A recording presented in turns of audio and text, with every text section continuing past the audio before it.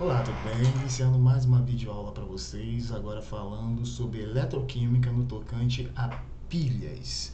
Na aula que eu coloquei para vocês um esquema de pilhas, eu até chamei pilha de volta, e no caso era esta pilha aqui, tá? Eu vou falar até mais um pouco sobre o termo pilha, tá? Por que nós falamos pilha, mas aqui já está dando uma ideia, né? O porquê da pilha. E também uma parte histórica em si.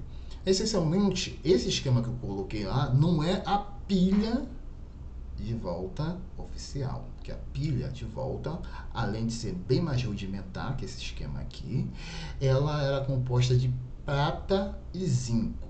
Tá? Aqui não, a nossa é mais de baratinha, porque ao invés da prata nós estamos usando o cobre, que é um metal, entre aspas, menos nobre que a prata e por seguinte mais barato. Mas como é um desenho, eu poderia ter colocado aqui prata, mas hoje em dia ninguém faz mais a pilha de volta, né? Ninguém, tá? Classificando as pessoas que não tem tanto dinheiro assim, ok? Mas, retornando, ninguém mais faz a pilha de volta utilizando prata. Você pode usar metais que possam substituir a prata, vai ter um efeito parecido, porém que sejam mais baratos. O cobre não é tão barato assim, ele é caro, principalmente, né, na atualidade, mas ele é ainda, o gama dele é mais barato que o gama da prata, tá? E contando uma parte histórica, como eu tinha dito que ia falar no início da aula, tá? Antes de volta, um cientista, tá? Um pesquisador italiano, tá? Galvani, tinha feito um experimento biológico, tá? De dissecação com rãs. Como que ele fazia a dissecação dele? Ele abria a rã e ia tirando partes, músculos, órgãos, etc. E deixava a parte aberta exposta, tá? Para secar, para depois ele poder cortar essa parte da pele também. Certo dia, ele tinha deixado, né, essas peles de rãs com músculos ainda, secando do lado de fora, lá do laboratório dele. E como é o esquema, né, dessa secagem?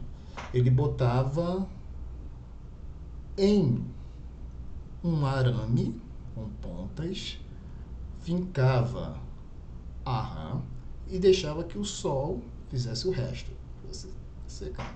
Só que ele não prestou muita atenção, que no dia não estava muito ensolarado, tá? Tava parecendo que ia chover, só que ele deixou lá e falou: se chover vai molhar e depois eu deixo mais tempo aí e o sol vai vir e vai secar o que estava, né, molhado antes e o que foi molhado pela chuva. Só que ele prestou atenção que antes de chover começou a relampear. E um desses relâmpagos, né, passou bem perto, tá, do arame onde estavam os pedaços de rã. Ele notou que uma pata, tá, da rã que estava lá secando começou a se mexer depois que a descarga elétrica passou. Da ideia dele, tá, posterior a isso, depois de fazer alguns experimentos, tá, ele fez uma dedução, né, de que o corpo dos animais armazenava energia e eletrólitos, metais no caso, passavam por dentro do corpo e conduziam essa energia. Como era algo do corpo, ele deu o nome de bioenergia. Tá? E isso permaneceu por um certo tempo, essa ideia. Até que chegou Volta, e meio discordando, né, de achar que é o corpo humano, o corpo dos animais, tá, de forma geral, que armazenava essa energia e só ele poderia liberá-la, fez um experimento, aonde ele intercalou discos de metais, no caso dele lá era prata e zinco, aqui no nosso caso é cobre e zinco, né? Separados, ok? Por um véu, um feltro, tá? Um material esponjoso. E nesse material esponjoso ele colocou salmoura, que é água com grande quantidade de sais, e colocou entre um disco de metal e um disco de outro metal. No nosso caso aqui, zinco e cobre. No caso oficial dele lá, prata e zinco. E foi fazendo assim, tá? Prata, salmoura, zinco. Prata, salmoura, zinco. No nosso caso aqui, zinco, salmoura, cobre. E assim por diante, tá? O fato é que ele tinha que intercalar, que esse que é o ponto-chave.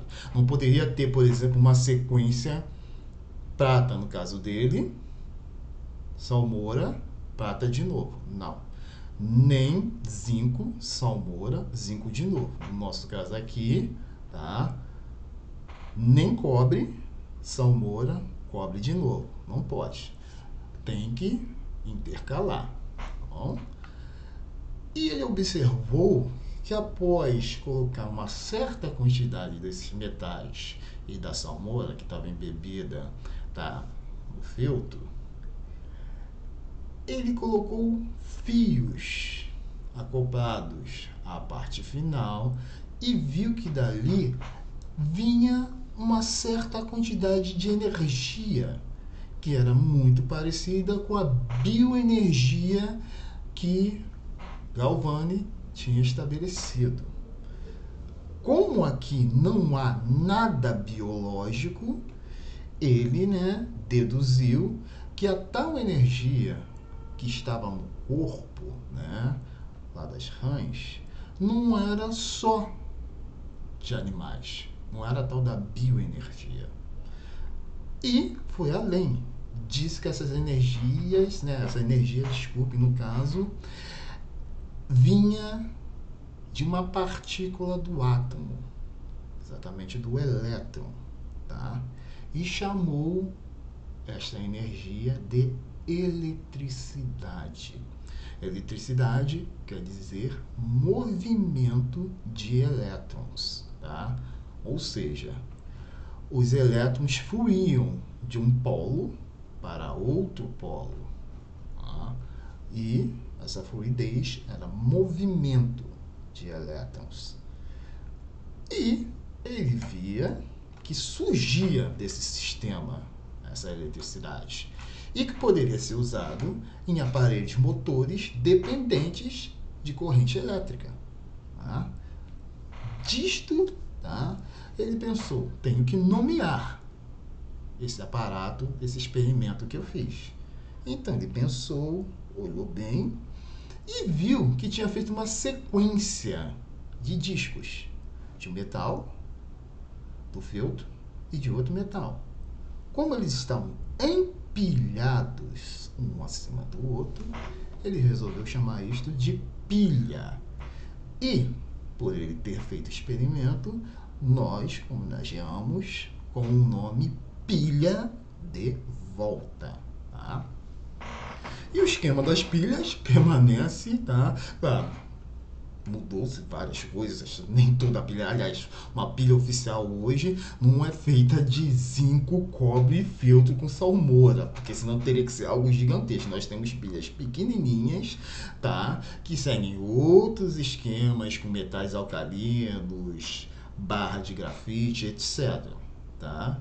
Mas a ideia inicial permanece até hoje. A formação de polos, toda pilha vai ter um polo positivo e um polo negativo, onde reações químicas, tá? Reações químicas que ocorrem aqui, de oxirredução, fazem os elétrons se movimentarem, porque há libertação de elétrons e captura de elétrons, tá? Por quem está se oxidando e quem está reduzindo, e temos corrente elétrica sendo formada nessas reações químicas. Essa corrente elétrica pode ser usada para ou nesse trabalho útil. No caso, trabalho mecânico, que toda pilha comercial é utilizada até hoje, tá? Para fazer trabalho útil.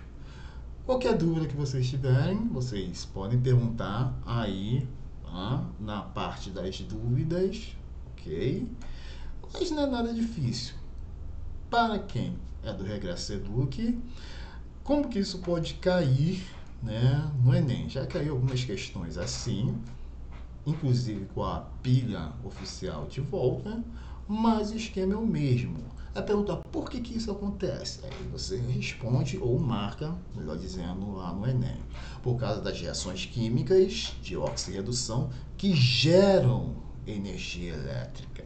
Outra forma de perguntar, será que isso é espontâneo? Lembrando que o termo espontâneo é uma convenção, né? A gente sempre vai pensar que quem está fazendo trabalho útil, trabalho mecânico, fazendo alguma máquina funcionar, vai ser espontâneo. Logo, a pilha, tá? Como toda pilha, tá? Não só a pilha aqui de volta, faz trabalho espontâneo. Ou seja, a pilha é espontânea. As reações químicas vão gerar eletricidade. Ok? Nos vemos na próxima, pessoal. Até mais.